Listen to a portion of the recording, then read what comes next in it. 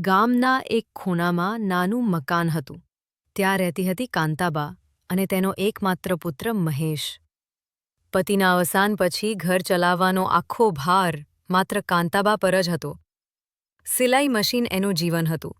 સવારથી સાંજ સુધી તે કપડાં સીવીને પુત્રના ભવિષ્ય માટે રૂપિયા બચાવતી. મહેશ પણ સમજદાર હતો. સ્કૂલમાં હંમેશા શ્રેષ્ઠ પરિણામ લાવતો. એક સાંજે મહેશે જોયું કે મા વારંવાર આંખો મસલી રહી હતી. તેણે પૂછ્યું, "મા, તારી આંખો કેમ લાલ થઈ ગઈ છે?" કાંતાબા હળવું સ્મિત કરી બોલી, "મારી આંખો થાકી ગઈ હોય તો શું?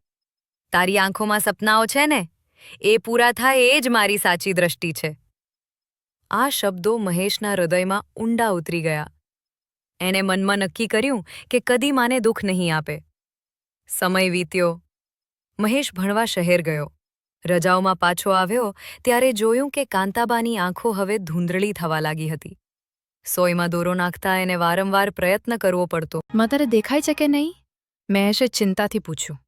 કાંતાબા ફરી એ જ સ્મિત સાથે બોલી, "હા બેટા, થોડી ધૂંધળી દુનિયા છે, પણ તું જ તો મારી આંખો છે." મહેશને આંસુ આવી ગયા. ભણતર પૂરું કર્યા પછી પહેલી નોકરીથી મળેલા પૈસા એણે માની સારવારમાં લગાવ્યા. ઓપરેશન સફળ થયું.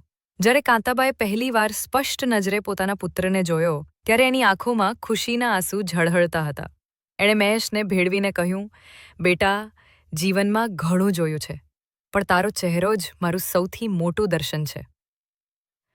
મહેશે માની જોડીમાં માથું મૂકી ઉત્તર આપ્યો, "મા, તારી આંખો આજે સાજી થઈ, પણ મારું જીવન તો